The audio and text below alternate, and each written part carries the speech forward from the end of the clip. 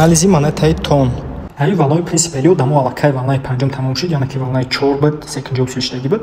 Баъди валнаи 4 валнаи 5 мешава, яъне ки секунҷа да предпоследни вална. Барои ин қадар мо пешаки дар группамон партофта будем ки вероятности болоравии тон то қариб примерно $10. Ине ки ин гӯкне ки аллакай касое ки дар группаи мо ҳастан медонанд, то 90% реализовать шуда. Цели мо касое ки буданд харидан дар уровни демо сигнал дода будем 1.5 дада.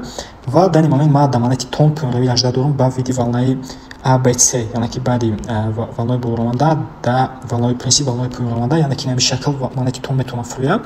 Агар ки Fibonacci рамонем аниқтарш кунем, Fibonacci қати мо аждад мекунем пӯйнравиро то дар ҳолати пахом случаи D3 дар ҳолати хубтар метавона ки нархи монети тон то IC то D2 фурӯя. Баъди метавона ки дальше чӣ шава болоравӣ шава дар монети тон.